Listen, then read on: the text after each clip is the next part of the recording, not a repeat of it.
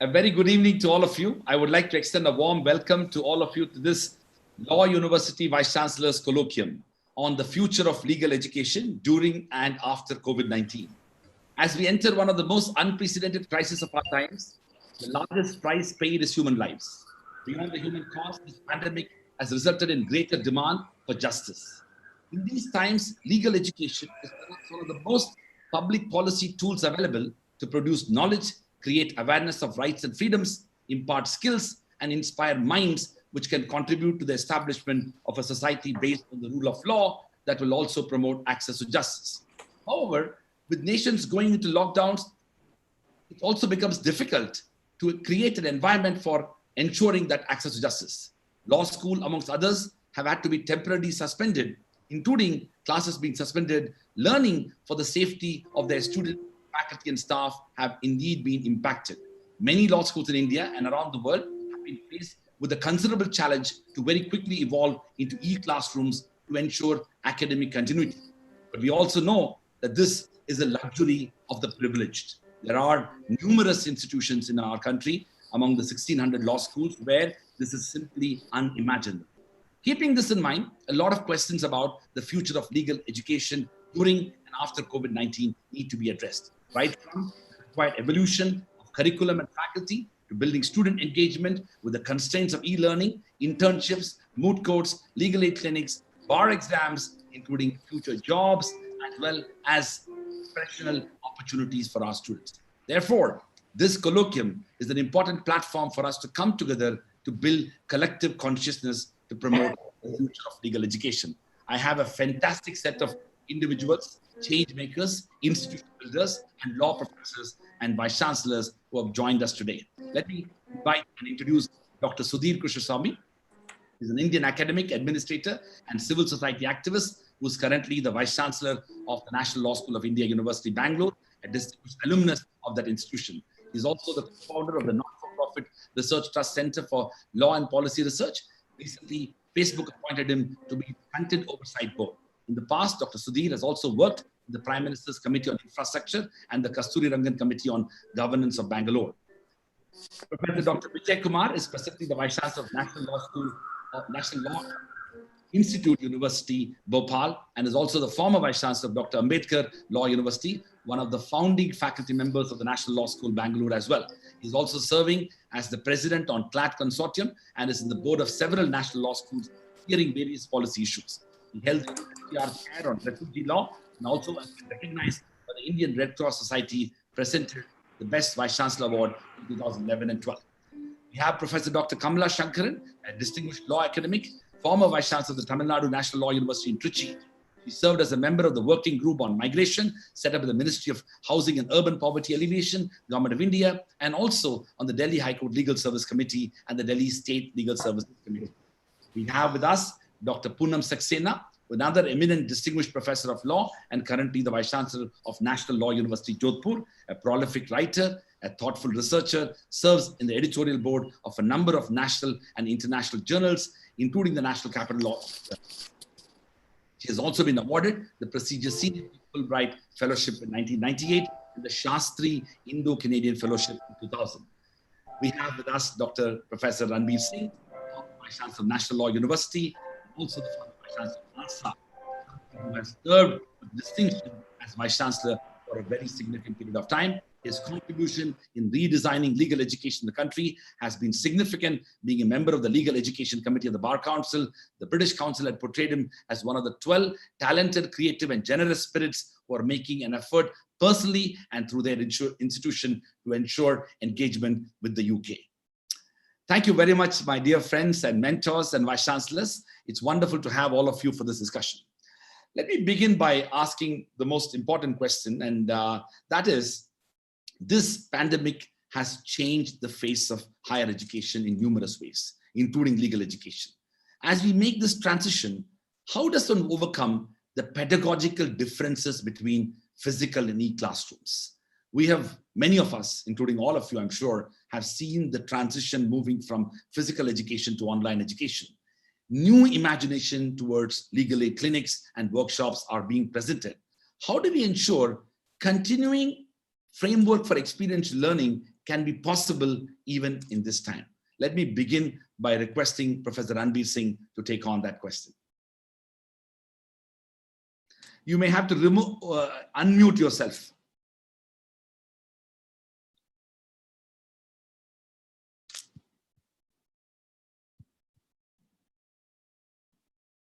Nagendra, can you unmute?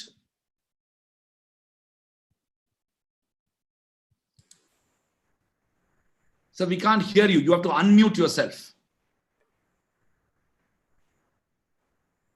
Yes, it's okay now. Yes. Somebody said tomorrow is not going to be the same. And this particular line applies more to the present situation, which we are facing today, which we never imagined, that disruptive forces will change the entire setup of education like this. And I have to flag certain concerns which have immediately come to the forefront for all legal institutions across the country. And you know, we have about 1,600 colleges, we have about 250 law faculties, and then about 24 law universities. And the issues which I want to flag today would be the first casualty would be institutional identity. After a great hard work, actually, I will like to share with you, law schools and other institutions, they have created their own place in the field of legal education. And some places are known by best of international faculty they invite, like Global Jindal is known for that. And some institutions are known for best of research we conduct and attract best of funding from best of foundations abroad, like NLU Delhi or other institutions, law schools are doing, right? And then these forces have certainly not put a full stop, but threatened the very existence of the identity which we created. And we have to reinvent ourselves, that how do we carry on. The next difficulty which we are facing is that we have for a long time, rather all the time, learning by being with the teacher. Now suddenly we find that disconnect, which is very painful, between the teacher and the taught. That disconnect will continue for a long time. And digital learning may be for some time okay, but in a profession like law, the connect between the faculty and the student is very, very important, because there are a lot of activities which cannot be carried on without the connect between the teacher and the student. And there are classroom activities, there are field activities where it is very important. And it is very, that when I say this would mean it is very, very difficult to teach practical subjects. In law, we have practical subjects. We have been doing moots, we have been doing legal aid work, we have been doing clinical courses, and there are a lot of courses which cannot be taught in a atmosphere like this. The digital environment would not have serious answer to many of these things which we have been carrying on. Another difficulty would be the lack of financial resources. When I am seeing a trend in some of the law schools, now the students have started challenging, since we are not coming to the classroom, since we are not staying in the hostels, their expectations have changed.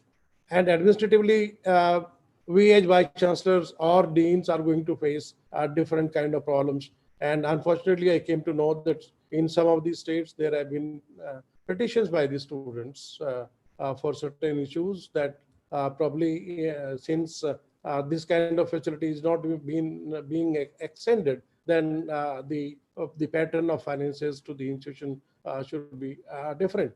And you already see that there is a crunch of resources by the UGC or by the HRD or by the state governments, but because somewhere down the line they are giving you a kind of a hint time and again that you learn to manage yourself, and we will not be able to fund the institutions anymore. So the funding is going to be a very, very big problem for all the institutions for times to come. Another difficulty which I see is, and I'm worried about this, is the effect on the mobility of the faculty. Like your institution would be facing that difficulty more than us, because you have been attracting a lot of faculty from abroad. The best of people from different law schools have been coming to Global Jindal, and they've been coming to even NLU Delhi on a Gyan program or as a Fulbright scholars. People would be apprehensive in traveling and staying in jurisdictions outside their own countries. So that mobility, which will be put at a halt, would again create difficulty in terms of how do we maintain standards in the education and research when that kind of interface between the local and the global faculty is gone. There would be, of course, effect on. Thank you very much, sir, for that. We will come back to some of those issues that you have raised. I would like to quickly go to Professor Kamla Shankaran. Professor Shankaran, one of the things that has happened in the course of COVID-19 is that some of the very fundamental aspects that have been bothering our society's ability to create a culture for respect for the rule of law has come to the forefront more strongly.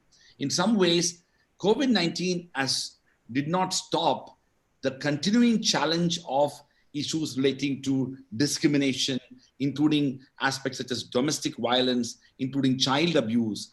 These issues have come to the forefront. So the question that I have for you is that, to what extent legal education that we provide for our students should have a stronger imagination for these issues, not only during ordinary times, but even during extraordinary times that we are living? I think legal education, remember, produces tomorrow's judges, it produces tomorrow's lawyers, it produces a variety of officers and people in important positions, and in one sense, decision makers across the spectrum. Now, our legal education, and I'm now referring broadly because I have an experience both of 5-year law schools and 3-year law schools, have had different variety of approaches on how to address social justice in the classroom, social justice in the curriculum, and to create a more sensitive citizen for tomorrow. Because if law and if legal education does not take the rule of law education very seriously, I don't think any other discipline will. Now, in these COVID-19 times, when we are moving into an online and digital classroom, so I think I'll focus on that a little more than just a broader question. You see both a plus and a minus. You see that it has the ability to draw a large number of people into a virtual classroom, not necessarily as students of a law university, but broadly speaking also. And in that sense, that width of access seems to be a welcome thing, because you are able to get people at perhaps a fraction of a cost of living on a campus and undergoing the campus experience, but perhaps having access to the best. Okay, so you could have access. So there is a throwing open of access, which I think is a good thing. But then there is also a loss in the sense that interpersonal relationships get. Now, since you asked that question, I'd like to take up one example. Take, for example, sexual harassment, which we are seeing in a great way in many educational institutions. When the Vishaka judgment came out in the late 90s, many of us who were then already in universities and institutions had set up ICCs to deal with sexual harassment. I'll come back to legal education using this as a peg. Now over years, we see that increasingly harassment takes an online form. And we find that the older forms are not quite capable of dealing with this. The teachers and the staff in the ICC are quite unclear how to track harassment that goes online. Now, I'm using this as a metaphor, an example to say, even the means by which we teach and the mode of teaching has to change when we have digital education being imparted. And in COVID times, I mean, if you ask me, the most abiding image of the COVID times is not really the pandemic, but these streams of migrant workers who are going back in a country where legal education is there, where clinics are there, where rights are there, we find that there are a whole number of people in India, in fact, the vast majority, seem to be stripped of the rights. So, what is it that we did right and what is it that we did wrong? I think is a useful starting exercise for this. So, if you give me another minute more, let me just share a couple of ideas with you. That And we will come back the with the- one is the curriculum. Okay, we can come back. Come back Okay, to that question as well. And thank you Sure. very much for what you said regarding migrant workers, and we are planning to revisit that as well. Now I call upon Professor Vijay Kumar. Professor Vijay Kumar, building on what Professor Ranbir Singh and Professor Kamla Shankaran mentioned, the biggest dilemma that is facing law schools today is that this transition from a more physical enabled educational system that we're used to an online educational system that we are somewhat forced to what extent it will, let's say, require a change in our pedagogy, in our curriculum, in our classroom ecosystem, and how do we see this transition moving into the legal profession itself? Meaning, is this going to be a short-term change, or are we looking at a long-term shift and new thinking in this? Yeah, wonderful. Thank you, Rajkumar. I look at this from two independent formats. One is about during pandemonium, and the other one is immediately after pandemonium. Now, if you look at what is happening at this particular point of time, in the last couple of years, the UGC has been promoting its program called MOOCs. And then we started understanding that even to run these MOOCs, we should have some sort of modest infrastructure on campus, modest bandwidth so that it could be distributed well to all the students, the recipients, and uninterrupted power supply. So I think the infrastructural improvement needs to be done, which I think many of the law schools have already taken that into account. But however, I have my own apprehension to what extent these law schools have stood up to the expectation of the UGC or anybody else in terms of the MOOCs courses, except possibly the National Law University Delhi and also NLS Bangalore to some extent. Many of the law schools are lagging behind, including that of mine, where we are not able to train these teachers because they have been brought in the traditional method of teaching, and their access to what you call it as technology-based teaching and learning possibly needs to be improved to a great extent. This is on one side. On the other side, you also have a number of students coming from rural areas. Though they are too good in operating their mobile phones, I think when it comes to the process of learning, I think there is a lot of collation that is necessary. One is voice, the other one is document, the third one is maybe a video, fourth one may be a PDF or another document. To collect all of them at a particular point of time using a mobile phone may also pose some sort of a problem to the students. Therefore, when you look at it, immediately after this pandemonium struck and the institutions have been closed, we have been trying to use the online methods. And online methods, I think, has been left to every individual teacher. So sometimes I can send a PDF document and keep quiet, ask the students to read and understand everything, or send a Word format or a book or an article, or I can send a PowerPoint presentation with, I don't explain, but these points are there, visible for them. Maybe some video lectures which can possibly do this. Now, all these things have created lots of problems even for the students, and we have received, when we wanted to go on online examination of the students, you have per se of letters coming from the students that we don't have the internet connection, my computer crashed, I have to go out, but I cannot go out because of COVID, lots of other issues. So therefore, there is a gap between the teacher and the taught as far as the technology, the learning tool itself is concerned. So teaching tool on one side, learning tool on the other, both must be taken together a little more seriously in the months to come so that we are able to do a better job, because COVID is not going to go away, or we cannot wish COVID to go away in the next few months. As the indication comes very clearly, Oxford has done all the online courses up to May 2021. and therefore whether whether they have the information, I don't know. If at all we have to move to the next semester on online, I think many of the law schools must go for series of training. Otherwise, the students will make it very difficult for the institutions to survive, and it will be very difficult for anyone to follow. Thank you very And- much, sir. That was a very thoughtful set of responses. I want to quickly move to Professor Poonam Saxena. By the way, for all the viewers, we are on YouTube Live, and please send your questions in. After this round of discussion that I'm having, we will take your questions as well.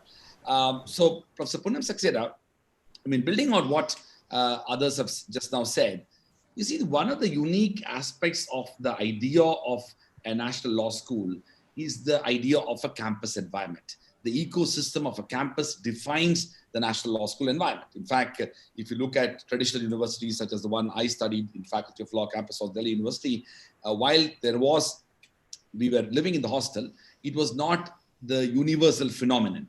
The idea of a national law school is the foundations of it is connected to a campus community now, which is temporarily is not there. So my question to you is, as Vice Chancellor, how do you see this changes the entire landscape of legal education, particularly in national law schools? And what are the short to medium term measures that schools like yours need to take so that we can ensure that there is some semblance of the original vision? Thank you so much, Professor Rajkumar. First of all, I'll just give me a minute to take on to what Professor Vijay Kumar has said. I think it just came to us all of a sudden, and we were not prepared to it when the lockdown was announced. So all these things we also experienced at NLU Jodhpur, that to begin with, everybody was trying their own way to communicate with the students. Like somebody was doing a PPT, somebody was giving articles, and then we tried for this Zoom, and then there were problems, and then Google, and then finally with Cisco Web. So then we were able to chalk out as timetable, proper timetable. And we realize now that the most important department in any university, is the IT department. If your IT department is good, then you can really take it on. And if the IT department is not really so equipped, then it will be extremely difficult for any national law school to carry it further. So, and then second thing I would like to say is that we do not know when the complete lockdown will be lifted, because the safety of a person is of utmost importance. If the people are not safe, then how will they the education takes a secondary part thereon. So if, as I see it now, we do not know whether we'll be able to start the offline classes or the regular classes or the online mode. But we still have around 2 months, because if we are going to open the classes from August 1st, then we still have time to chalk out an entire plan. Now we are prepared. To begin with, we were not prepared. So I was having a talk with my IT department, and they said we can come up with a proper timetable to not exactly substitute that teaching, but come up with a viable alternative so that the students are not adversely affected. Now coming to the second point, which is extremely important, because it's my firm belief that one of the essential features of the residential schools is the learning from each other. Now, of course, when the students are not on the campus, how to ensure that they learn from each other? Here again, the role of internet and this Zoom and other meetings will be extremely helpful.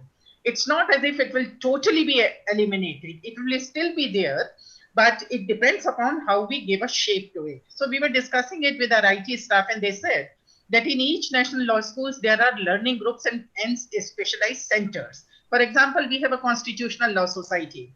And till the time the students were on the campus, in the evening, they will be having their regular discussions on some current topic in the mess car or there. Now they can form small groups, Google groups, or come up with Zoom meeting and define and take the help of the institution. The institution will build up the IT support for them to conduct meetings with respect to one particular specialized subjects or a particular case or a particular topic. They can still carry on.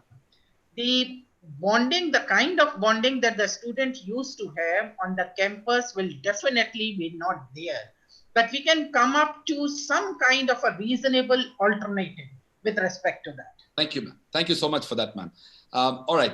Well, Sudhir, as the youngest and the newest Vice Chancellor in the group of people among whom we are discussing, can you briefly reflect about this extraordinary reliance on technology that all our panelists are talking about, and juxtapose that with the situation that we are having in our country, where only 8% of our households have pretty much opportunities to use computers and uninterrupted electricity. With this sort of exclusion that we are grappling with, how do institutions respond to it?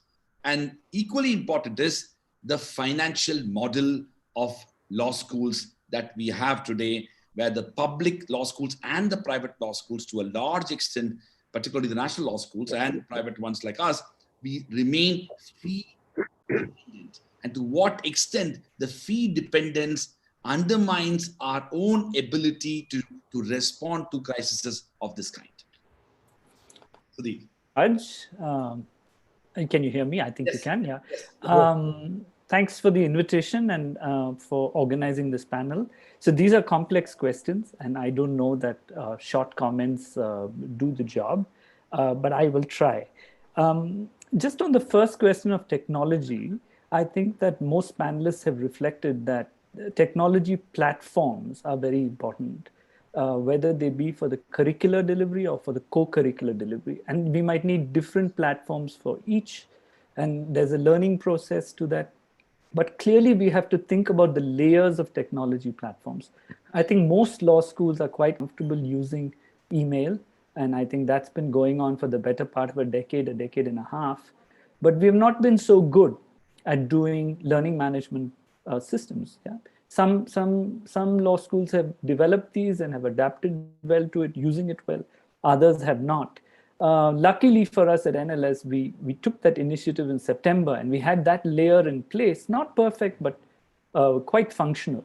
On top of that, you need to put in the online classroom layer, and that too we were able to integrate very quickly. And so luckily for us, we have delivered the entire program, the entire timetable to the dot. So we don't have any disruptions, barring for, I think it was 4 working days.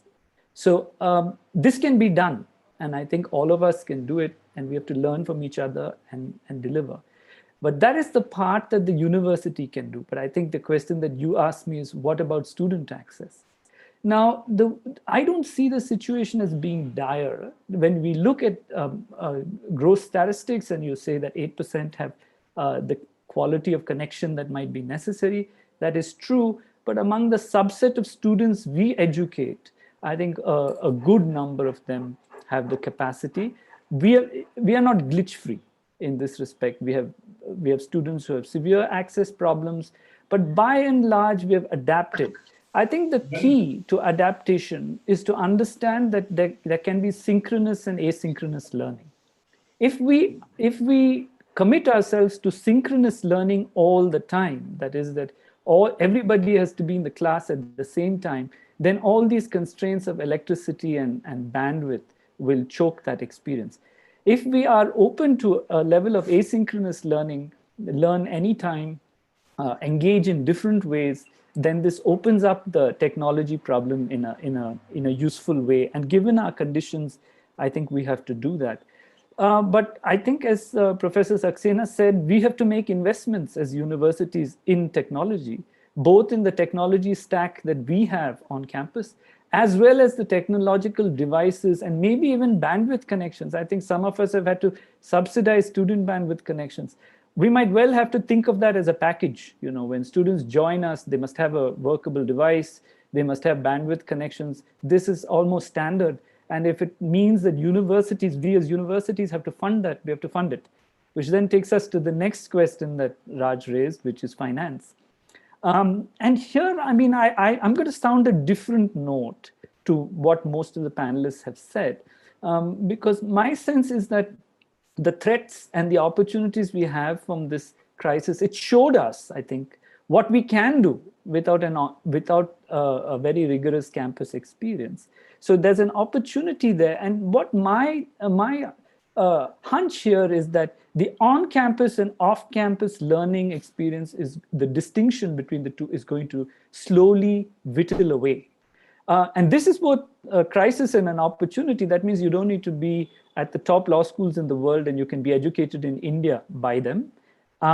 It also means that within India and for us globally, we can have a student community which is widespread, right? We can engage this widespread community. So why am I bringing that up on a question of finance, Raj? Because I think the future is going to be that we educate more students at lower fees. Thank you so much, Sudhir, for that. I want to take this question to Professor Ranbir Singh, being the most experienced Vice Chancellor in the panel.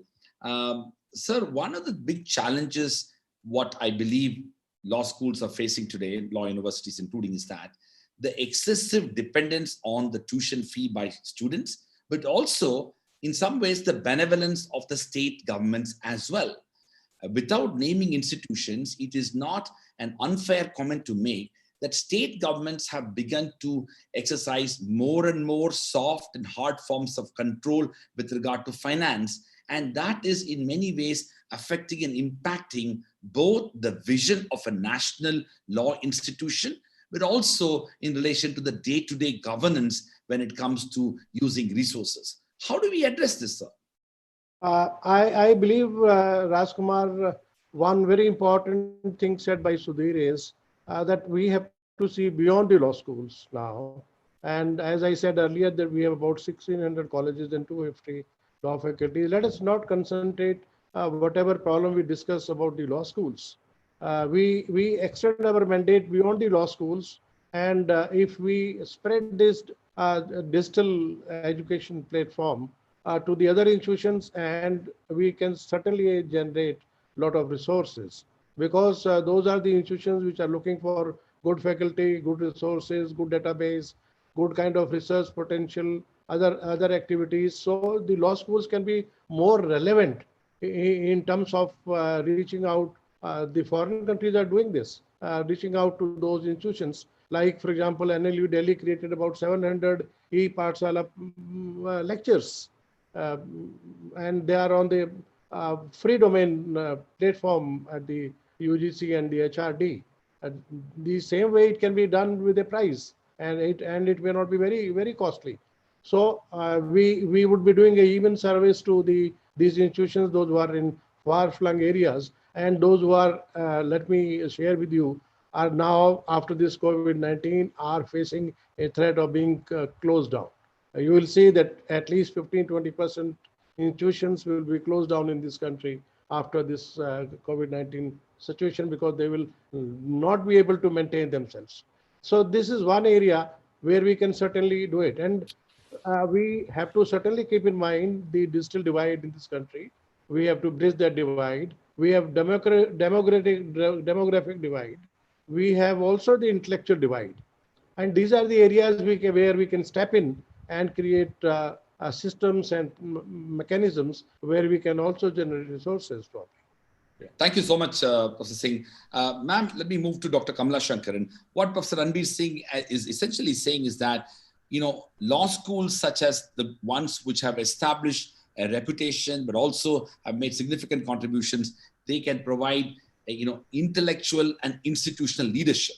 The fact remains that there is a vast divide in relation to quality of education that gets offered in some law schools as opposed to others in the 1,600 plus law schools. So then the question is, what are the ways by which we could do that? In a way, the biggest challenge that we are facing is what kind of legal education that we can offer to our students that will empower them to address the significant challenges of access to justice that are facing, or to what extent our own notions of elitist education is potentially affecting our ability to achieve that objective, what people would call, what Professor Madhav Menon would call, promoting social values in law and advocacy. Thank you. I think there are many issues here, and let me take up some of them as quickly as I can. No doubt, access to good materials and access to good teachers can be democratized and made broader. Right? But I don't think that we should narrow the base of knowledge creation and knowledge transmission to just a few elite, because who is to determine that this is the view? We don't want a small and a narrow worldview. Then why India? We could well go abroad and take the best there. So I don't think that that is the only thing. There is a challenge in front of us. Academic leadership can be there, knowledge, content can be given to the 1600 law schools. But there is also a fact that many of these law schools or law colleges are producing lawyers who are going to take up cases in different states, with different languages, with different state laws. Oftentimes, national law schools concentrate on law and legal education pertaining to the central laws and hardly, if ever, to the state laws. So we do need that. So there is a need to unpack the knowledge that is given. So it's a very good thing that some of the law schools have produced this amount of knowledge which can be easily shared. But at the same time, we know that the teaching learning process is never top down. There has to be a creation of knowledge at the bottom. And here I would say language is a very important thing. How do we make this available in different local languages? Number two, that the knowledge itself needs to be relevant. And I go back because we're talking about legal education, that we need to have resources that will be applicable. So land laws in the different states is not being taught in the different national law schools. We need to nuance it further there. And thirdly, when it comes to access, we need to address the issue of course, digital technology makes education cheaper in one sense because it can be given. But that campus experience, and here I think is the toughest challenge, those clinical courses that all the law schools offer. How do we make a format? How do we imaginatively think? And this is a real challenge for all of us who are teachers and administrators, because the training needs to be that using the digital platform, we need to have the ability to skill train students. So it's not only knowledge, it's also skills. And I think it's a bit of both. And we need to have the training sessions, and that should be imaginatively done. So let me just give a couple of examples before I close. One is that I think those of us who have taught using the Google Meet platform or Zoom, I completely agree with what Sudhir said, that synchronous and asynchronous. People who have low digital bandwidth download it at their leisure, but you need occasions where they can come together and they can engage. And in a post-COVID world, I think the learning that we take away is that the classroom is not fixed in those formats of classroom teaching alone, and it's spread out over the whole 24-hour experience. The second thing that I think that we should do is that when we need to have greater engagement and not work in silos, the university with the state universities, how do we engage with them? Okay, ma'am. Great. Thank you so much for that. Professor Vijay Kumar, we want to take that part, what Professor Kamla Shankaran said, and maybe you can reflect about the fact that, there is a significant dilemma that happens in institutions. At one level, we want to educate young lawyers, law students to become socially conscious and actually contribute to that, vision of legal education. At another level, there is a natural expectation on the part of a large number of young people to be able to, get into private law practice, including working for law firms and corporations and in-house counsel. There's a whole range of imagination surrounding it. So as somebody who has seen through this for decades, what would be the framework of setting the balance within the law schools? Yeah, it will be very difficult to strike a balance in this, because Dr. Sudhir will agree with me. When the law school was started, our intention was that they will go to senior lawyers and practice. But if you just look at the past, these 30 years, the NLS alumni have been all over the world. They have been teachers, they have been researchers, they have been whatnot. They have started their own law firms. I think they have got into a number of aspects which we never thought of.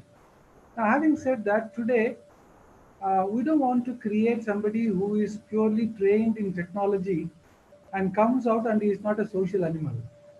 A lawyer is supposed to live in the community, understand the problems in the community, find solutions within the community, and therefore whether technology will fix everything, I don't agree with that. And then if that is the case, we'll be only creating zombies who will be just giving some advice here and there over internet, and that's the end of it. But I think as things move forward, I'll just flag one issue: the opportunities for the law students to move around various avenues like cyberspace. For example, the cyber law, the cyber crime, cyber forensics, information security.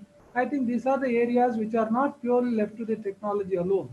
The lawyers have to play a meaningful role, at least 50% of the role, and therefore the lawyers, the law students, even after the pandemonium, will find it very interesting to understand technology, use the technology to their own benefit, and I will be very happy to see that there are many lawyers practicing in various high courts and the Supreme Court who would specialize only in the technology law, not in specific areas of law. And therefore, I see a positive change that's coming in.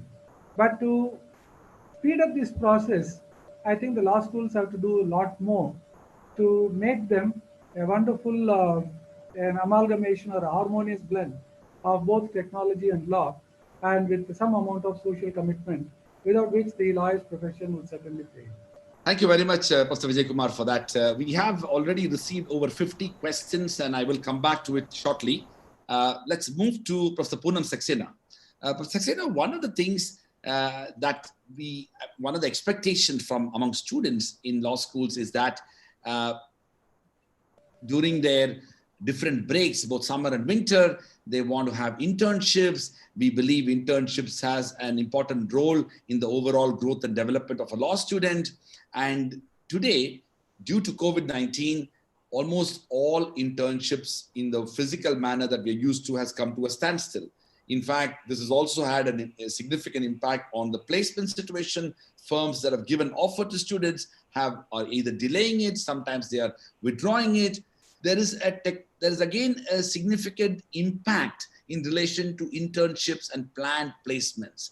How do we respond to this crisis as law schools? But also, can we move some parts of it into an online mode? Is that even feasible?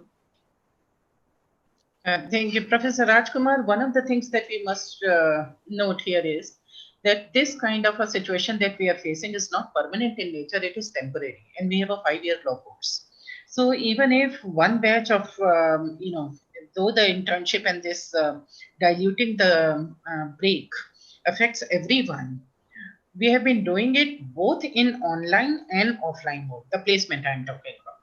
As far as the internships are concerned, if they are placed with the lawyers or if they are placed with the law firms, then the lawyers and the law firms have to take a call here. We cannot place them with the lawyers and the law firms whose offices are shut virtually. That is very, very true when you say that many of the law firms who had offered jobs, they have either been put on hold or joining dates have been delayed, sometimes indefinitely also, giving us an apprehension that they might be cancelled altogether. So this is, you have very rightly said that this has caused a tremendous stress in the mind of those students, or especially in the final year and who will be passing out, and also the 4th year, because the day zero has been postponed to August, and there is no likelihood that it will take place in the same manner as it used to be done in the past. But having said that, given the fact that it is temporary in character, we do not know when it is going to open, but we are almost certain that it's going to open. And we will come back to the same phase as we were before in a slightly modified form. So what we plan to do is that have the placement committees discussion. We have had the discussion with the placement committee, and they say many of them are willing to do it online, provided they have a space for jobs. So it can be done online, but many of the law firms are not responding to that request for placement. That is one of the very harsh reality that is going to accost the law students. But I must repeat, it is temporary in character and will come back to the same position, maybe in a year or two. Thank you very much, ma'am, for that rather optimistic tone, which I believe is critical. Now, let me go to Sudhir. Sudhir, so one of the things that's emerging is, at least in the Indian context, is there is a lot of uncertainty. We have two types of things happening in law schools and universities around the world. One set of institutions, largely in the United States, are braving to open and come to normalcy. And they are talking about testing and treating and tracking, and every student who enters in will be tested and will be tracked down and also treated if he or she has COVID. That's the one end of the spectrum where many universities across the United States have announced it formally. And then you have today's announcement, Cambridge University saying that they will go completely online all the way till 2021. And then Indian institutions are, there is little, regulatory guidance emerging beyond the fact that an announcement has been made that the new students will come in September and the old students can come in August. My question to you as a Vice Chancellor, but also something which many students will be anxious is, what should be the framework on the basis of which we as law school Vice Chancellors, law universities, also universities in general, should have in determining our next course of action for the fall term? Thanks, Raj. The way I would think about the problem is that the position that law schools would take would be local.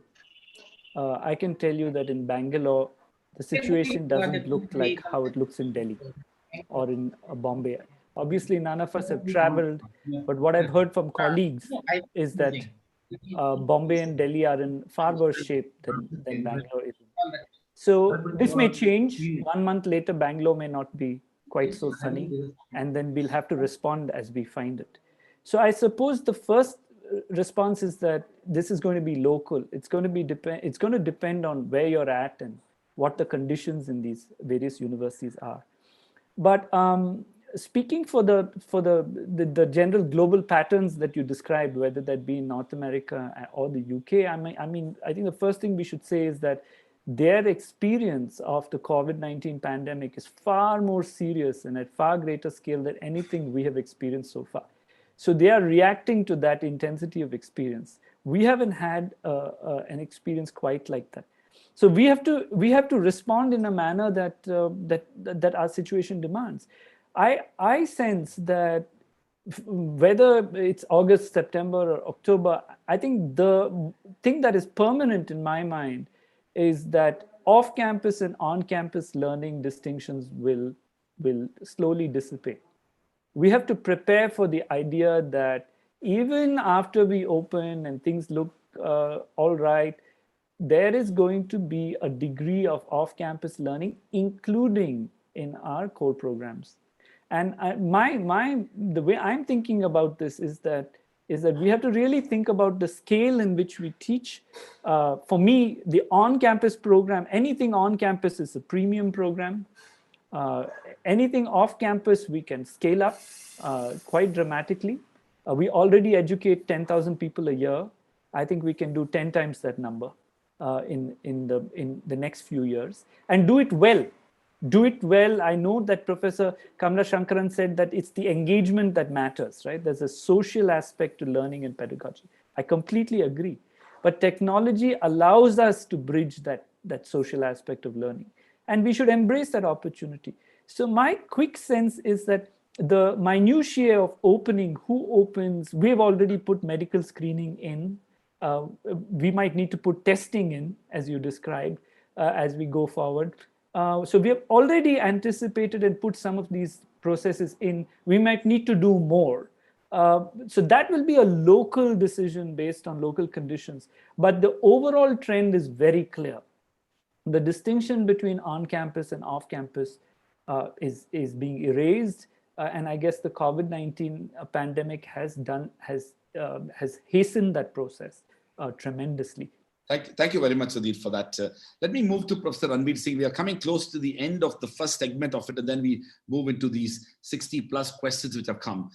Sir, one of the things that we are facing also on account of COVID, but also the student demands is that lots of students are thinking about this situation from the standpoint of how it's affecting their ability to have good grades. They are looking at flexible examination and assessment system. Many law schools, I'm sure you have considered that, are giving that type of model, pass-fail approach, various forms of, let's say, innovative and flexible, adaptable methods of assessment have been infused. On the one hand, that's a necessary intervention, but we also know that the world of job opportunities, including employment, but also many other next steps for law graduates, that's not changing. That remains and will adopt the same standards. So how do law schools such as yours and many others who are in the panel, how should we respond to again strike this delicate balance?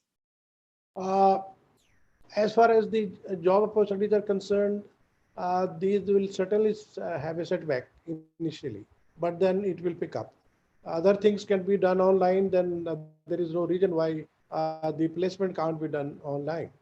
And my worry would be the biggest challenge for many of the institutions which are residential in character. I fear that we have to lose that residential character in times to come, because the way we are having the students in the hostels now, we will not be able to keep them for a very, very long time. Since the social distancing norms will continue, I don't know, it will be very, very difficult and dangerous to keep students together in the hostels as well as in the mess, or even in the classrooms. So in that situation, I don't know how far we have to be very, very careful in maintaining those social distancing norms probably. Placement, of course, will otherwise also job opportunities are less in such a situation. We are losing jobs on almost all fronts, and legal education is not an exception to that. But I think it will be a short-term challenge, not a long-term challenge. Thank you very much, sir. Thank you very much. Professor Kamla Shankaran, there's one of the things that we've talked about is about the use of technology. And I think it is the minds of a lot of young people, but also lawyers, law professors, is that to what extent this assertive approach to embrace technology has the potential to undermine our civil liberties. To what extent issues relating to right to privacy and those concerns need to come to the forefront, because at this point of time, we are in a situation where everything is necessary. We think that everything is necessary to feel safe. For example, the Arogya Setu app, which has been made, let's say, compulsory for in many contexts. Should we be as law professors concerned that we are going too fast and many of these things can become potentially irreversible? Thank you. Can I just take a step back? Please. In terms of digital economy and the world of work, it's often called the fourth industrial revolution.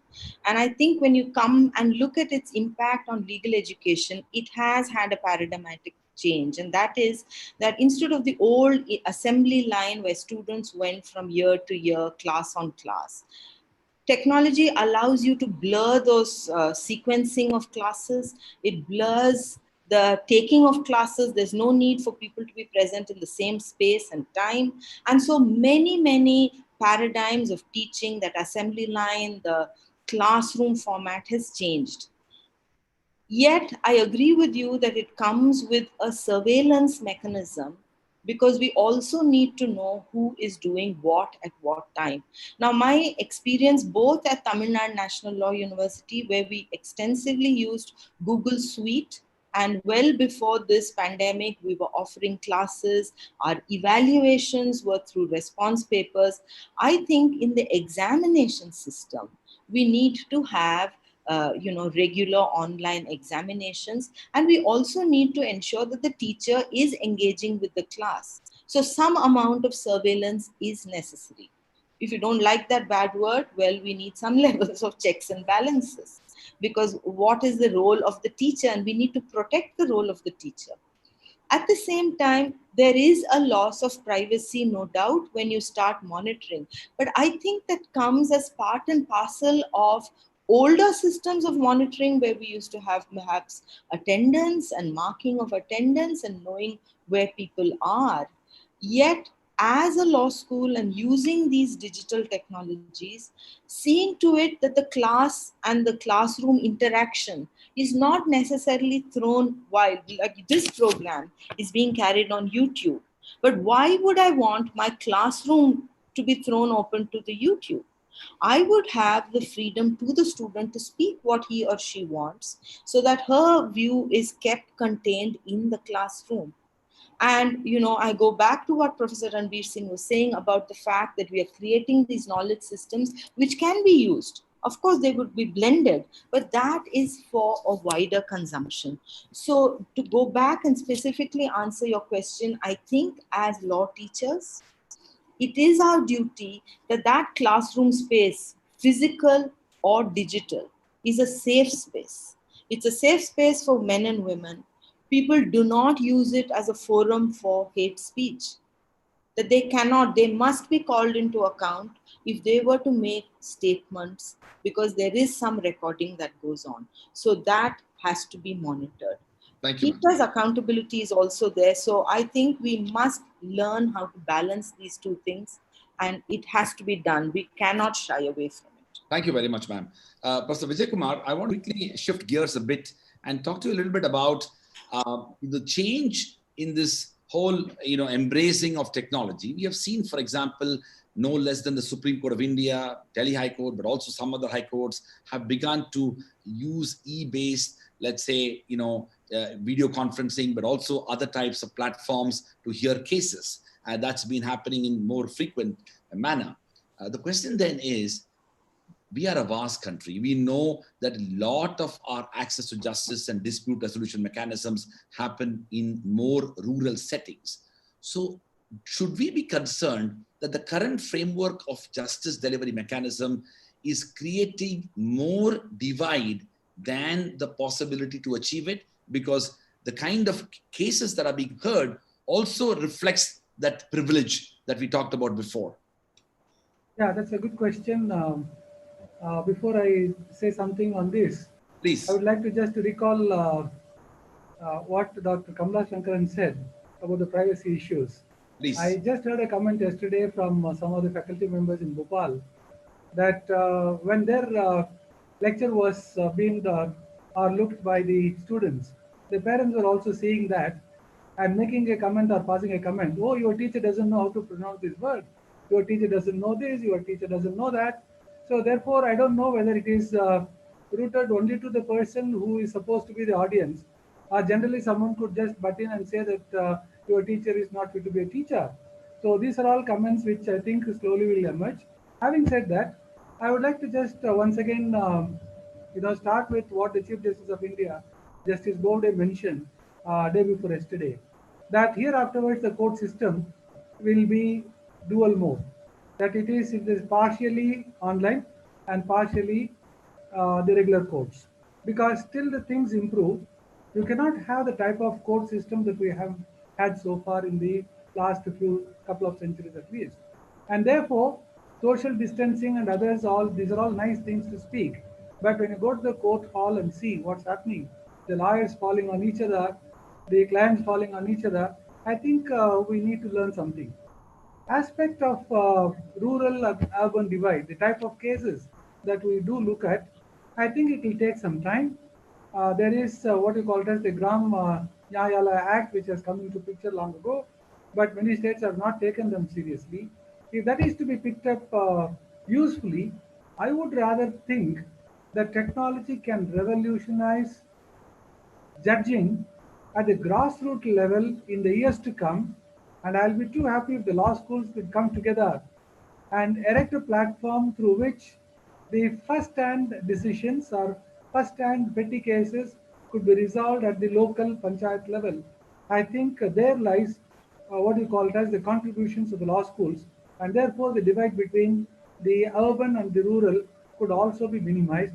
And I don't understand, because today if you look at the use of mobile phones by the rural or the urban, I don't see much of a difference. The technology has played a wonderful role, and it has reached the urban rural area to such an extent we have to only encash that, so that in the judging process, the divide between the urban and the rural is also minimized, and the law schools definitely have a role to play in this. Thank you very much, sir. Let's quickly move to Professor Poonam Saxena.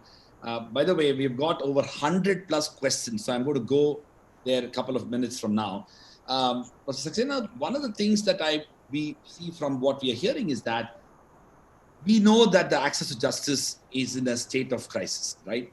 We've got evidence to say the 3 crore cases that are pending, and dependency remains a major problem. We also know that we have not been able to develop a strong alternative dispute resolution mechanism. ADR has been one of those work in progress. Do you think that this is an opportunity for India to build a stronger ADR system where a lot of our cases could go through mediation? They don't even come into our regular, trial process. Is it a wake-up call for us to reimagine our justice delivery system, not just having technology, but also reimagining the very framework of ADR? Professor Rajkumar, on the other hand, I think that in this kind of a situation where social distancing norms and others are taking, even in mediation and conciliation procedures have taken a backseat. As far as the arbitration or the alternate dispute resolution is concerned, it definitely is the need of the hour. But the way we are doing it is not really very encouraging. We need to work very hard on that. As far as arbitration is concerned, as far as failed mediations are concerned, or conciliation proceedings are concerned, it simply add more time to the regular court proceedings, because if the mediation fails, then again you have to go to the court. Conciliation, the alternate dispute mechanism fails. Lok adalat is of course a different procedure altogether. But as of now, I see that the progress in this direction is going more in the negative way rather than positive, because of the peculiarity of the situation that we are placed in. Thank you so much, ma'am, for that. Sudhir, so one of the things that we have seen this crisis has also demonstrated is that certain professions, particularly the medical profession, health, have become our designated essential services. Is it time for us to recognize lawyers and judges and their role that they play as essential services? Is access to justice an essential service, and that's why it should remain open and available even during COVID times?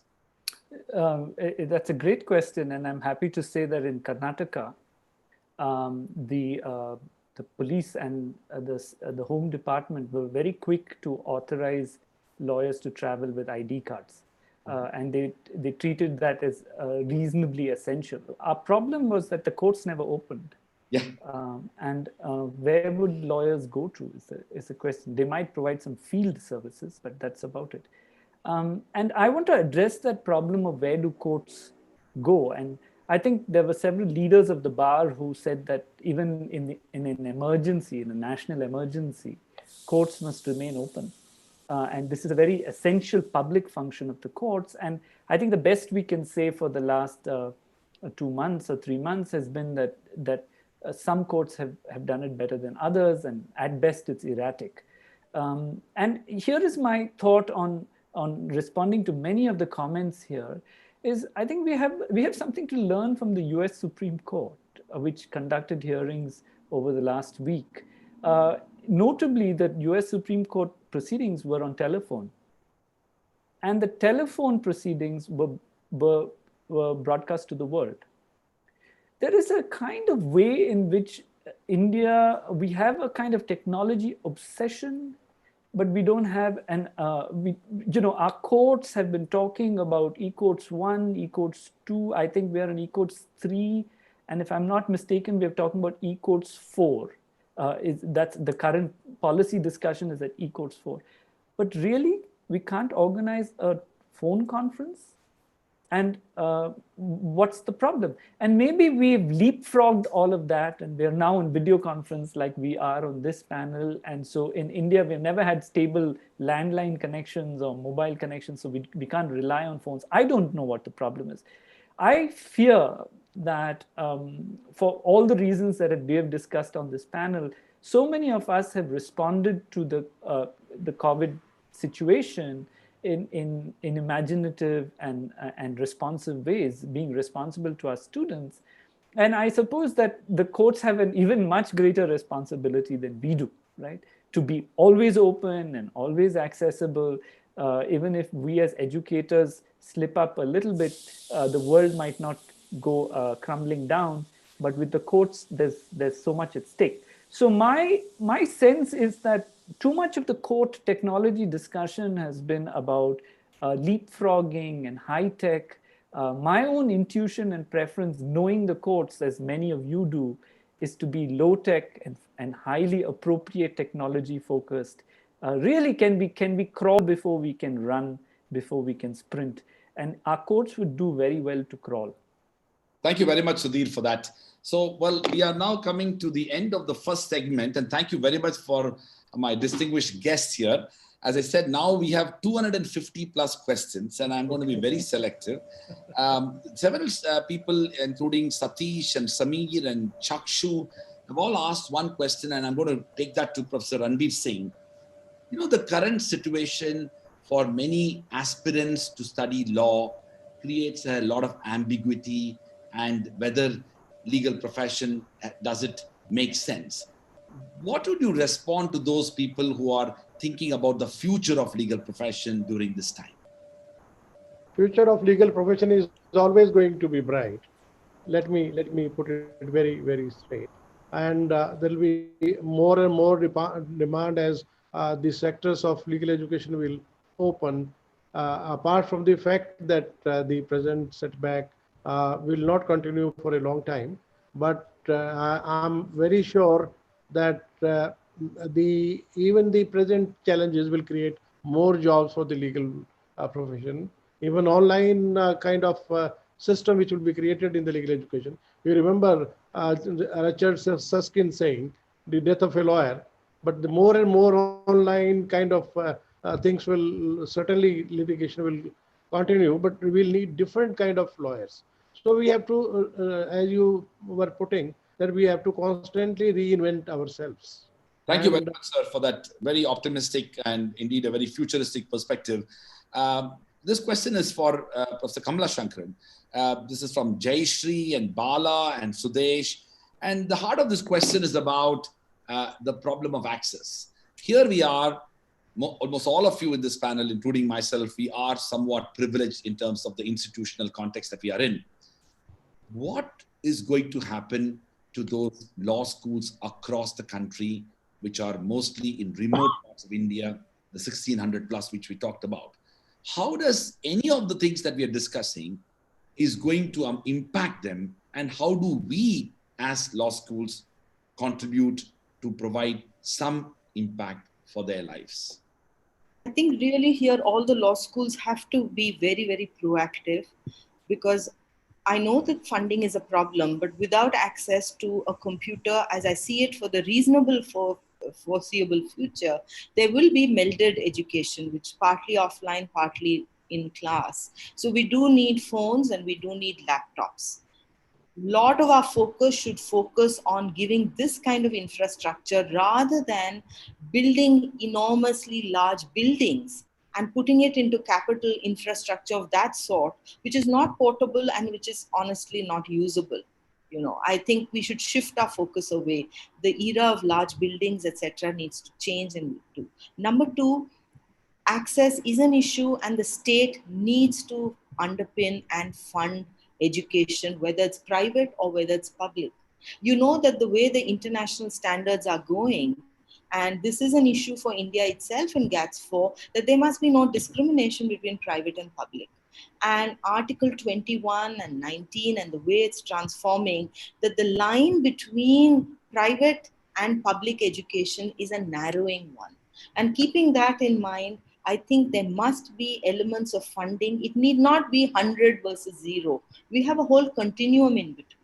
And we need public philanthropy to come in. And without that access, and I think that access is not just the technology of a phone or a laptop, it's also access to library resources which should be given at home. There is a huge monopoly at play, as any vice chancellor knows, Each of us individually have been forking out upwards of 1 crore to access a lot of databases. The government and the Bar Council needs to make databases accessible to a large number. So I think there's content accessibility, there is accessibility to technology, and there is a need to underpin the normal running costs of a university. And all of that is part of access. And as I see it, the courts have to interpret private and public education and some modicum of funding in a non-discriminatory way and in a way that really makes sense. Because if we do not bring in the breath of fresh air of all kinds of people into our legal profession and our court system, we are in danger of completely catering to a very small group. So I think that that's a great onus. And I think that the law school and the consortiums and all of these are up and fit for that task. Thank you very much, ma'am, for that. There's a very interesting question from Philip Christopher, and I'm going to take that to Professor Vijay Kumar. The question is, should broadband be made a fundamental right? Yeah, I think it's easy to say that you have to make it, but who will do it, right? As a constitutional law professor, why don't you take a shot at it? Yeah, because the freedom of speech and expression is there. This is one mode through which people could access it. So it should be made as a fundamental right. There is no question, second argument on that. But the process is very difficult. It's very easy to say. Technologically, I think in the last decade or so, we have improved drastically from what we used to have as internet in 1988 or 89 to what you call it as today. I think there is a wide variation and wide improvement that has taken place, but still it is not without any problem. The problems are too many. Now, a couple of things which I would like to mention apart from using this as a fundamental right. I would like to just flag a couple of issues which I wanted. I raised my finger a couple of times. The law school Bangalore has the credit of starting what you call it as online ADR. And that has picked up a little.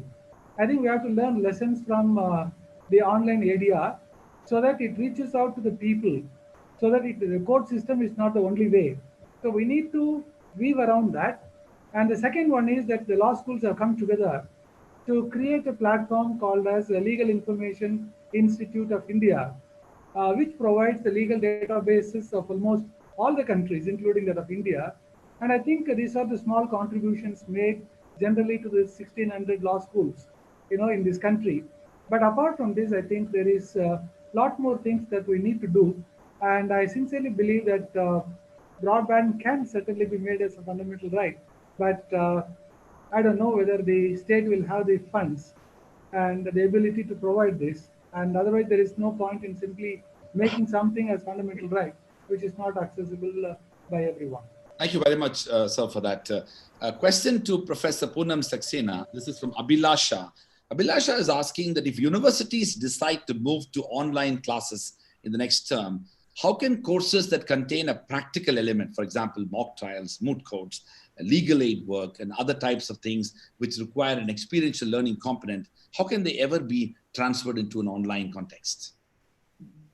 Not to the complete extent, but to a large extent we can do it. For example, the legal aid clinics have been receiving the petitions or the problems of the villagers here at NLU Jodhpur, even on computers. And since law students cannot actually appear in the court but can provide legal services other than appearance in the court, they have been providing it online as well. They were doing it both ways. There are several activities that legal aid committee members undertake. Some of them are not possible to take, some of them are not possible to do like, online in an online mode. That is very sure, and we accept that. Similarly, moot court. Now, recently we have seen that the international moot courts are also happening online. Recently they have had it. So moot courts can be done online, but there is no substitute. This is not a substitute to what we used to do ordinarily, but this is simply a viable alternative. So all these courses that do require a practical component can be achieved to a large extent, not completely, to a large extent, they are compromised, or to a large extent in online mode as well. Thank you very much, ma'am, for that. Sudhir, there is a question which talks about to what extent law schools can persuade, let's say, potential employers and people who are, providing opportunities for students to keep up those promises or those offers that have been made. There's a lot of concern in young people, particularly law students, that they had planned certain things to happen in the near future, and that is now, questioned and challenged. Can law schools do something about it?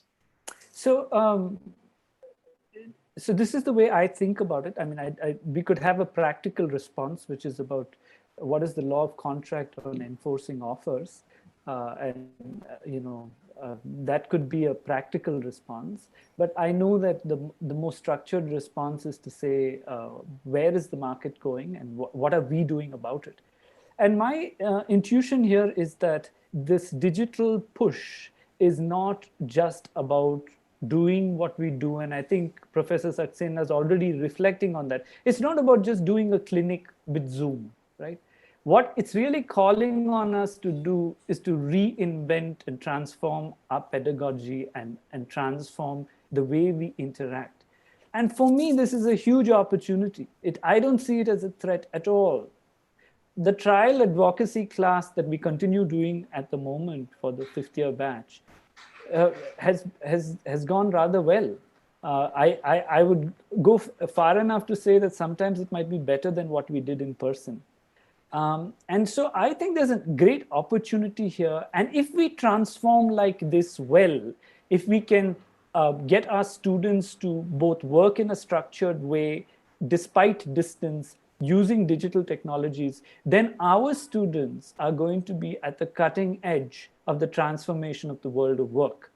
They will be among the most sought after because they have already adapted to the future of work. Right? And I think Professor Shankaran mentioned this. And for me, this is very serious. And this is very serious for the courts as well. This is not an opportunity to simply plug in Zoom and a learning management system. This is an opportunity to transform the way we work, right? It's a re-engineering opportunity. We should embrace it. If we embrace it in the law schools, I think that the legal profession will respond well to that. And I think the courts will have to follow, hopefully in a faster the better. Thank you so much, Sudhir, for that. Let me quickly move to Professor Ranbir Singh. Sir, there are a number of questions that are talking in terms of the challenge of faculty in law schools. I think these are probably law professors and people who are in legal academia who are asking these questions. And they are asking to what extent the inability of many of our universities to attract bright people to come into academia is impacting both legal education and research that ought to be emanating from law schools. Yeah, I have to agree, but that things have changed, but still we do not have best of people coming to the legal profession, or for that reason, more importantly, to teaching. And the difficulty is, apart from some institutions which are public institutions, the other institutions which are there in India, there is an open secret that they do not offer UGC grades or do not come to those standards set by UGC. So in that light, it becomes very difficult for a young person to think of teaching. And probably unless and until the nation is sensitized to the fact that it is a very important activity, education cannot be neglected, and they have to be paid well. Unless and until you do that, you cannot attract best of people to teaching. That is a certain thing to carry on. Thank you very much, sir. There are a number of questions focusing on one aspect, and I'm paraphrasing it. This is to Kamla Shankaran, Professor. Neha and Shreyansh and Mithir and Piyush and Pranav. This is about the state of mental health in our law schools and universities. Is this the ugly secret of our law schools and universities, regardless of public or private. The state of mental health in our institutions is a matter of grave concern, and what should institutions do to respond to it more effectively, more transparently, more compassionately? Thank you. And I think that that is a real concern. As you know, outside of our law schools, India has a very poor history of handling mental health. The stress people is, and more so on young people. And I think that instead of a command and control approach that normally one deals with matters of discipline, when you have young people staying on a residential campus, every avenue of communication between the administration and the student, between student and student, is important. And it's going to become even more important in a digital era, because the irony is that you connect to the whole world, but at the same moment you get isolated yourself and become a monad, and it's you and your cell phone. And so you see both ends of the spectrum happening. Grades become very important, and in my experience, language skills are paramount in determining how well a student relates and how good the grades are. And therefore, the need for, apart from having an in-house counselor, which I know many of the good law schools have, but digital counseling, the need to also pay attention to the soft skills that are assumed every student should have. And I go back to the point about language. Language is a great divide that happens in India. And because legal education and because the language of the courts, because for constitutional reasons, is English, the need to have English is also a source of great trauma. And then, of course, all various other issues are there. It's better that the private secret is made public and it is addressed openly. And I think I'd like to nuance mental trauma a little more. The mental trauma is not only because of academic scores, it arises out of casteist slurs that are there, which are practiced sometimes by teachers or by fellow students, by sexist slurs, racist slurs.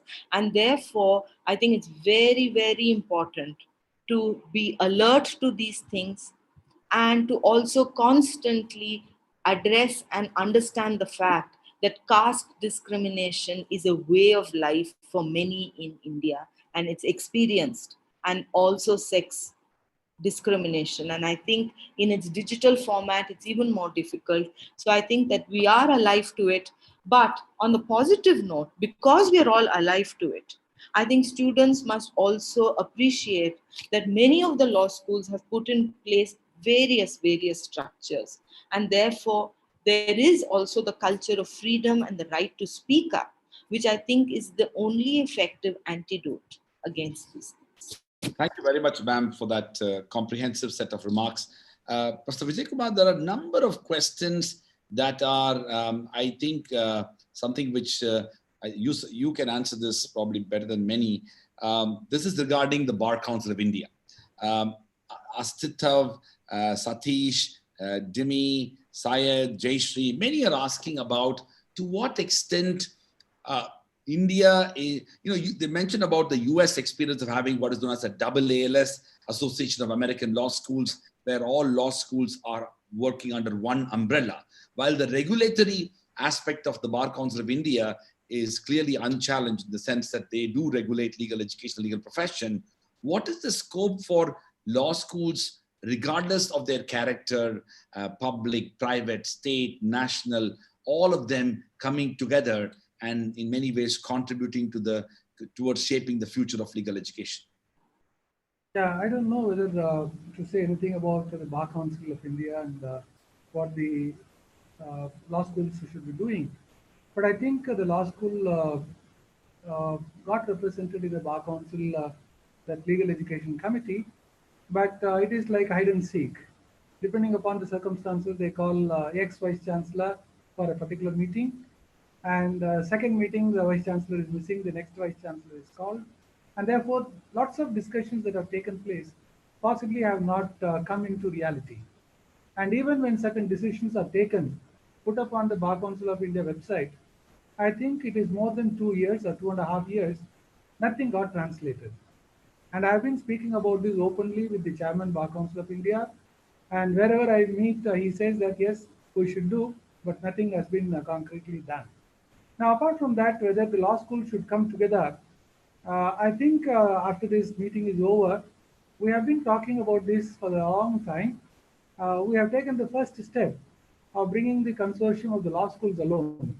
My intention is to bring a consortium of all the law colleges under one umbrella, not simply the Teachers Association, so that whatever little we do, whatever benefits that we have, whatever little merits that each and every institution has, possibly can be shared with each and everyone in this country, even without the help of those institutions. I am very confident it can reach the students because technology has reached them, but there is a gap between the institution and these individuals. I think the Bar Council has to change its mode of operation, and we also need to blame ourselves because we are not able to do many things. But put together, if there is a body created like this in the years to come, I think we can serve the community better. And thank you very much, sir, for your, again, very candid and very thoughtful remarks.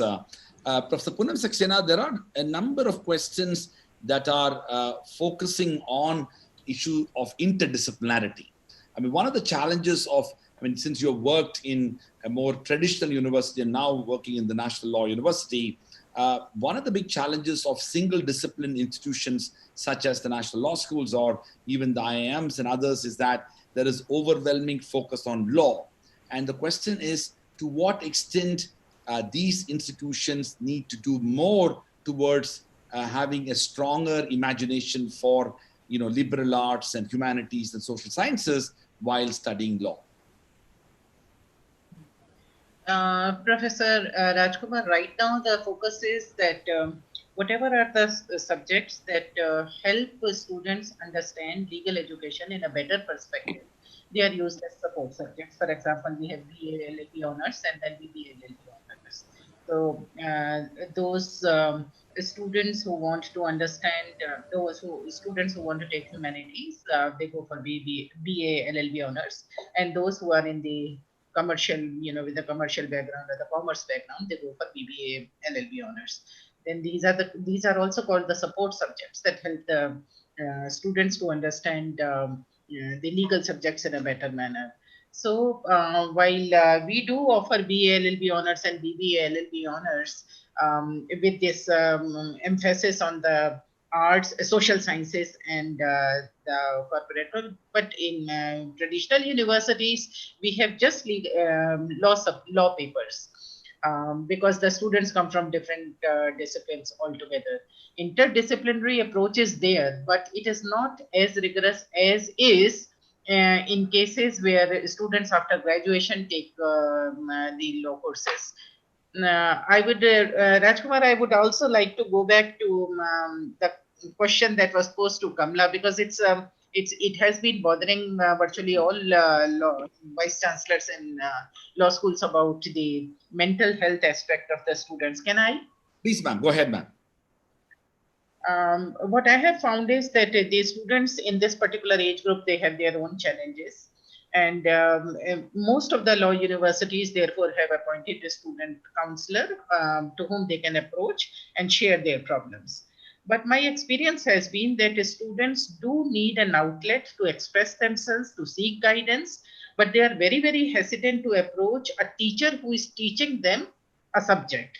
They would not like to confide in a person who is known to them and known to the other students also.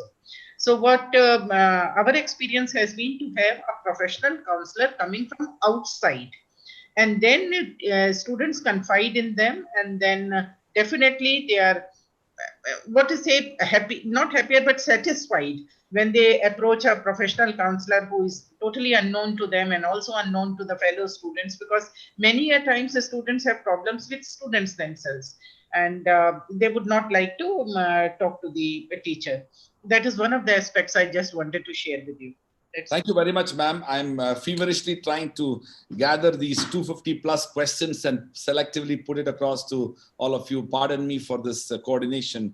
Sudhir, there's a question about the state of PhD studies in law schools.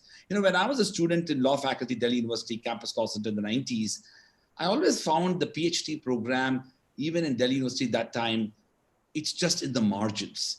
They're just out there, so much not at all in the mainstream. And many years later, I observed that trend in many other law schools as well. At one level, law schools are struggling to find the most outstanding people to become academics. At another level, we also see a trend where PhD programs across law schools, without naming any institution, are pretty much relatively mediocre and mostly in the margins. Is it time for us to resurrect the law school PhD program? Thanks, Raj. It's a timely question for me, and I'll just say a little bit why, and an important question for all of us. So the ironic feature of the Indian NLU experiment has been that the lower the degree, the tougher it is to graduate. Right? So when you do the BA LLB or BSc LLB, you go through a rigorous program. Somehow LLM students always pass, though we might have a fail rate in the first degree. Second degree somehow gets easier. Now, if you go on to do further degrees, an MPhil or a PhD, somehow that's even easier. And if you, God forbid, want to do a double doctorate or something, you know, a D.Lit seems to be the easiest degree to get. And there's something astonishing going on in Indian legal education and more generally in Indian education. I think this is true for the traditional universities as well. And this has got to stop. And let me be blunt about this. This just cannot go on. And whoever is responsible and whatever historical factors are responsible for this, so be it, this has got to stop.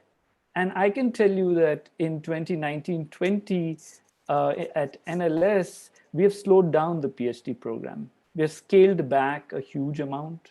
We have just completed, I joined very late in the academic year, and we hadn't advertised. We have now advertised and we have selected, and you'll see when we announce these names that this is a different cohort of PhD students. And we have promised all of them funding. All of them will be funded by NLS through their PhD years through the years. And we have a different approach now to this. It's not about scale. It's about doing quality. We have a long way to go. Let me say that clearly. We need to have more rigorous coursework, and we need to have very clear pathways on supervision and assuring the qualities of work, so that a PhD in an Indian university is as good as, ironic that your own chosen university abroad to do a PhD in Indian law, you know, and that's got to change. And I hope that in the next few years we'd be able to change it. Can I just say one last line? So the COVID-19 pandemic is very interesting. I think it affects British and American universities more and Australian universities more than it affects us. And so I really invite all those students who were thinking that they might want to do an LLM here or there around the world, which are all good things to do. But given the circumstances that we find ourselves in, try us. And if we are able to up our own standards and do these PhD and LLM programs, we will change, using this crisis, what the Indian LLM and what the Indian PhD means. Thanks. Thank you very much, Sudhir, for that. Sir, Professor Ranbir Singh, there is a question which is connected to what Sudhir just, towards the last part of what he said, is about internationalization and student mobility. A lot of your students, I'm sure, but students across the Vice Chancellors who are sitting here, they have secured admission to universities abroad this year. And we came to know just now today that Cambridge is entire online, and many universities are creating different types of methods. We need to provide, a lot of students are asking about advice. Should they be going abroad at all? And of course, by way of full and complete disclosure, I have said to my own students that for the next couple of years, world is not well suited to receive international students, regardless of whichever country you're coming from. So Professor Ranbir is saying, what would you like to tell to the students? I fully agree with you, Rajkumar, in spite of the fact that whatever admission you get in any good institution, this is not the time to travel abroad. And I certainly agree with you. This is not going to happen for the next 2 to 3 years. I think there is a waiting period for this kind of activity for at least 3 years. And there are good institutions in the country, and probably they can explore those possibilities of taking admissions within the country itself. Probably, I agree with you. Thank you very much, sir. Well, I want to tell you that there are lots of students from your own universities asking questions about schedules and things like that. I'm ignoring those questions.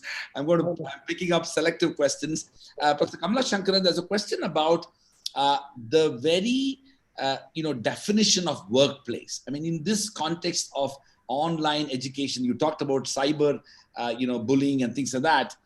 Do we need to redefine sexual harassment in its entirety, where the possibility of online type engagement can lead to a significant redefinition of what constitutes a workplace? One of the questions has come from Aniket. Yeah, thank you. That's a great question. And for sure, our classrooms are now both a physical space and a digital space. So anything that happens in the classroom, as I was talking, the teacher also needs to reconsider her role, not just as somebody who is stimulating the students mentally or giving but also as an umpire in the way discourse is happening in the class. And that class space is also not confined only to a Zoom lecture. There are a whole, for example, I took the example of Google Suite and the responses that are given. And yes, that constitutes the educational workspace. And you see the same thing happening even in the normal world of work. That the world of work, which has moved to digital platforms, and if you look at the gig economy, that is also a site of potential harassment and discrimination.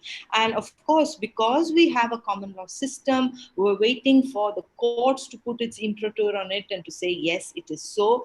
But I think all of us understand very clearly that the workplace is now straddling the entire the digital world. And which is why, if you ask me, even comments, uncurated comments that come up and trolling that happens has to be seen as part of workplace harassment.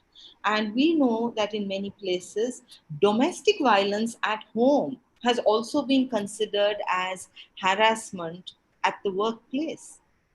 That because of harassment at home, you are facing the consequences of it here. So I think in ever so many ways, the boundaries, hard boundaries between public and private are evaporating. Hard boundaries between classroom and outside are evaporating, and which goes to show that the teacher of today and tomorrow needs to be 24/7 thinking all the time. And I think that's happening because the amount of effort one puts in to do an online class and the kinds of material one collates, the delivery of it, the frequency with which students, so the work hours idea is also going away. How we protect our privacy, of course, continues to be a key question, but in pointed reply to that question, the answer is certainly yes. Thank you very much, ma'am. So this question is to Professor Vijay Kumar. A number of questions have come about, and a very serious matter which has battled me personally also in relation to online education. The question is, of course, is from Abhilasha, who's asking, how can universities address academics' concerns of copyright violations with regard to course materials, given classes are recorded and streamlined? But a related aspect is, for many of us who work in the field of constitutional law, human rights, issues that, let's say, question state power, there is an autonomy of the classroom experience that we're used to, where whatever we say and engage with students remain pretty protected in that sense.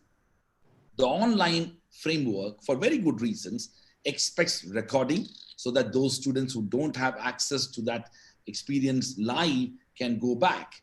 Then the question is, to what extent this creates a very awkward sense of even potentially a self-censorship, a restraint on the part of both faculty and students when it comes to discussing difficult issues. Yeah, I fully agree with you because within the four walls of the classroom, the teacher becomes the boss. The teacher can say whatever he or she wanted at a particular point of time. But I think as the technology comes in, slowly the teacher has to learn what comment one can utter openly and what one should not. Having said that, whether it is recording mandatory, I would like to differ from you because you can also have an online class or a course where recording is not permitted, number one. Number two, even if recording is permitted, it is only for limited audience, only for that audience, and no one else can take it. So therefore, there are certain boundaries within which one can easily play, but certainly it will change the way that the teachers would like to comment freely, without any hesitation within the four walls of the classroom, to what can happen on an online platform. So what the problem is not so much whether what we can tell, but today what has happened is people can, even if you don't permit recording, people who are watching it can, like this program we are having, people who are watching it can record it in a smartphone wherever. So that degree of freedom has, that's what it does. And I take your point that that's one of the sort of fault lines that we need to deal with. Professor Poonam Saxena, this is a question with regard to, several students, it's particularly a student-related issue, which is about the fact that this particular situation, we all say, is a temporary situation. We will, get over it. Are there long-term implications that institutions need to be concerned about? In the sense that as much as we feel this will be over within a time period, are there things that will have a longitudinal impact on the life of a student who is going to pursue legal education? Several students have raised this question. As I said before also, and as everybody knows, that these are difficult times and unprecedented situations that we find ourselves in. And we would also like to share our experience as far as the long-term implications or the expectations of the student when they join law schools are. Because at the time of the counseling, many of the students, when you ask them, why do you want to join law?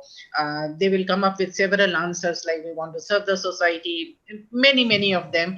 And at the same time, there is also an expectation that since they are joining a law school, they will if they do so want, they will have good placements. Now, the situation as it exists right now, the fourth year and the fifth year will be affected. And will be affected adversely to some extent, because the fifth years, those who have job, they are uncertain about their date of joining. The fourth years, they have yet to sit in for day zero, and they are not sure about how the placements are going to be affected. So definitely, at least for 2 years, if not in a longer time period, they are going to be affected at all. They are going to be affected. But I still hope, and I have a feeling within myself that the things are definitely going to improve. Maybe in 6 months or 1 year, and legal profession is such that is not going to see recession at all. And therefore, the students who aspire to pursue legal education should not be worried about it. The situation will definitely improve. It is purely temporary. And when things will improve, they will improve very, very fast. And I would also like to, having said that, I would also like to add to what Professor Vijay Kumar has said about I, for example, will be very uncomfortable if my lectures are recorded and they are put in public domain, because when you are a teacher, you are in a class where you want to give your best and make the class interesting as well. So sometimes you even end up cutting jokes or making a light remark, which you definitely would never ever want to be recorded. So this is one of the things, Professor Vijay Kumar, you must have also experienced the same. Because when we are in a class, we are not merely a teacher, we are a friend to them. Sometimes we pose a problem, we take a contemporary example, which we would not like to be recorded at all. That's my comment on that. Well, thank you so much, ma'am. And I think it's a very big dilemma simply because of the fact that Today, we have already gone into a world where whatever we say or do in any technological platforms and spaces, we should assume it is indeed being recorded in some way. And that's the biggest challenge that is posing to privacy and civil liberties. Sudhir, one of the things that we are dealing with is that given the fact that there is still the blended learning idea, there are lots of law schools around the world who have embraced online full-fledged master's degree programs. There are online LLMs and good law schools in the world. We, of course, are even struggling with the first phase of online. We talked about it. Do you think that's going to be the future? That today, this COVID-19 crisis will push us towards a scenario whereby what Coursera and Baiju and Khan Academy and other types of platforms have been doing for years together, is this going to be the new normal where law schools will embrace the idea of online master's programs in particular? So that's some future gazing, and it's tough to predict. So I wouldn't hold this out as a prediction. The way I see this space is that there will be the place of the intimate classroom where teacher and student in the same room, and small classrooms, medium-sized, large classrooms will remain. It's not going to go away. So I think that those, and the intensity and both the meaning of that exchange will remain. I don't see education as such moving away from that completely. And higher education is not going to go that way either. I'd just say two things, and this is broadly how I've seen it, and I'm thinking about it at the National Law School. The first is that we will offer education across the spectrum of an on-campus and off-campus experience. This is going to become standard. We currently have on-campus programs which we think are our premium programs, and then we may have some off-campus or may not have some off-campus. I think all programs are going to be partly on-campus and off-campus going forward. The programs that are highly curated and highly wanted, sought after, will be our on-campus programs, and they will also be relatively highly priced. Whereas the programs that are offered, and I'm going to sound a discordant note to what Professor Vijay Kumar and Professor Saxena said, that I think we have to assume that all our materials are public, and they are, content is going to be free, and it's going to be ubiquitous. It's going to be everywhere. We can play some role in trying to control that content. But it's not going to be the case, really. So I see that happening. The second thing I'd just say, and I'll say it very quickly, Raj, is that I suppose that Professor Shankaran put it very well, that we are going to see unconventional ladders of learning. So the Baijus and the Khan Academies are probably ahead of us in that they understand this. People are going to learn at different speeds, in different stages, using different pathways. We have to prepare for this. This is where it's going to go. This old neat cohorting of first year, second year, third year, so on. I don't know. Maybe it will last for a decade, maybe a decade and a half. I don't know. But we are going to have to embrace quite a dynamic space of learning where material is available, interaction is premium, but people are able to navigate that space in myriad ways that we cannot imagine at this point. Well, thank you very much. We are going to move to the last question that I have for each one of you. And it's been a fascinating discussion, and I still couldn't take up many questions. So let's start with Professor Ranveer Singh. This question is, for those students of law who are watching this program, what would you like to tell them as they experience this crisis with regard to their studies in law school, possibly their future? How do we give them hope about the future of legal profession in times of this uncertainty? I think one important thing I need to impress upon is that we all combined should put more and more emphasis on and create platforms for MOOC programs. And some programs can be free, some programs can be paid. And if, for example, we started about a dozen MOOC programs, and we have about 15,000 registrations. And because all these programs are free. So let us all law schools and institutions, those who are interested, join hands and create more and more MOOC programs for the students, and it can be free. And it will also be a solution to where you say that the faculty is not available. And these MOOC programs are like a diploma programs and also be a supplemental to the lectures. That is one program. Second thing I would like to share with all my panel friends would be we need to change the system of examination. The system of examination which we have, the midterm and the final semester kind of thing, probably we need to go for a continuous evaluation of students now. The COVID-19 have shown us that those systems are not going to work in future. So the system of examination has to change. Third, Rajkumar, a suggestion for you, whatever discussion we had today, probably I will believe that we share this discussion with other law schools and friends and prepare a document, and so that we can share whatever we have said and supplement it with the feedback which we get from other people. It was a wonderful discussion. Thank you for doing it very well, and you anchored it very, very nicely and giving full opportunity to everybody. Thank you very much, Rajkumar. Thank you, sir. Professor Kamla Shankaran, the same question to all of you. Ma'am, you need to unmute yourself. Unmute yourself. Yes, thank you. I'm unmuted myself. Yes, legal education is broadening greatly. And I think we must also, aspect we've not talked about this evening is the continuing legal education for lawyers also, because the world is changing so fast.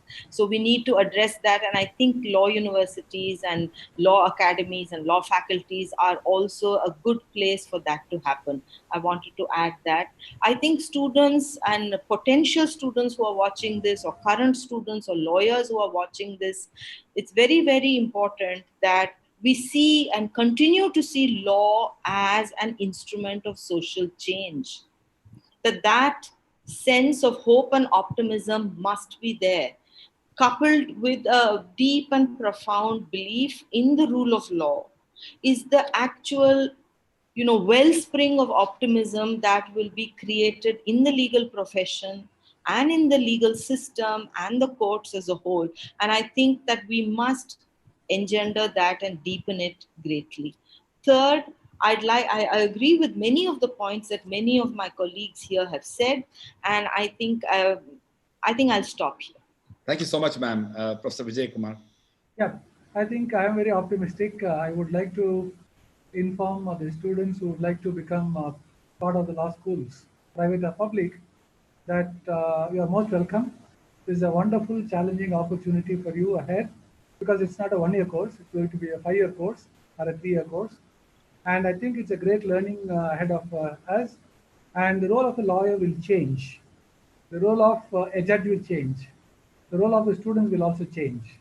As technology comes in, as social changes are also coming into picture, I think you will face the challenges, and the law students will get into different types of avocation, which is not purely the courtroom based. And therefore, you are most welcome to take the challenges and guide the legal profession in the future. Thank you. Thank you very much. Please, Professor Poonam Saxena. Yeah, I would like to reiterate that legal education is a very coveted option for the students, and they must opt for it. They should opt for it if they so desire. This kind of a situation that we are placed in has thrown new challenges and also have given new opportunities, because a homogeneous mix of this technology and the classroom teaching definitely is going to change the scenario as far as the legal education is concerned in coming times. So we'll see a better blend of education. We'll learn from this kind of challenge and the opportunity that has thrown in. We have learned the value of technology here, and we will also know how to best use this technology for the betterment of legal education. So it remains a coveted option. It will definitely go through several options for you for employment as well, if you so want. Thank you very much, ma'am. Sudeep. Yeah, thanks, Raj. So when we were in law school, Raj, and we were roughly graduating at the same time in the 90s, in the late 90s, I think most of us felt that the quality of education or the level at which we were educated and the resources we had access to had a lag to where education was in the rest of the world. And I think that some of the people on this panel and others who are not on this panel, the universities in India, the NLUs, have shown that we are just about where any other university anywhere else in the world is in responding to this crisis. And I am very proud of my students and of my faculty for the fact that we have delivered almost a glitch-free learning experience to the extent that we can in response to this pandemic. And I would hazard to say that 30 years ago, Indian institutions were not there. And so I'm very excited at that outcome and that possibility. The second thing I want to say is that, you know, this transformation that might be slightly forced and we haven't chosen it, its timing or its method, is a very important transformation. I would say current students, future students, we should embrace it. I think students who have just graduated 3 or 5 years before you will be envious of you for having this experience and this ability to work in this disaggregated, decentralized, digitalized way. These are skills that will matter greatly in the years to come. And here is this great opportunity to go in there and learn it. I want to say one last thing that you know, this Professor Ranbir Singh spoke about MOOCs. I think MOOCs are important. And at NLS, we are working very, very hard to make sure that we offer a completely reworked model of online education starting in July. And July 2020, I would say that, look, we will educate much more widely than we have for 30 years in many multiples of what we have done so far. And so the opportunities that law students would have, irrespective of which university they are enrolled at, that doesn't really matter. These opportunities will become available and they should grab them and make the most of it in the years to come. So that kind of democratization of education, which is going to happen in the next 2 or 3 years in a rapid way. It's not going to happen slowly. It's going to happen so quickly that many of us are going to say, is this really what education is going to be like? And I think that we are well placed to respond to that. And for students, this is a really dynamic, exciting time. Thank you very much. I'm really grateful to all of you. I want to end this program by a tribute to Professor Madhava Menon, who is no longer with us, but all of us have been deeply affected, impacted, inspired by his life and the discussion that we're having, representing mostly the National Law School, but also our own institution. All of us have been inspired by his life and his contributions. So I want to pay that tribute to him. I want to thank each one of you for your candor, for your commitment, for your dedication, for your time, and the extraordinary work that you're doing in indeed difficult circumstances. So thank you to each one of you for sparing the time.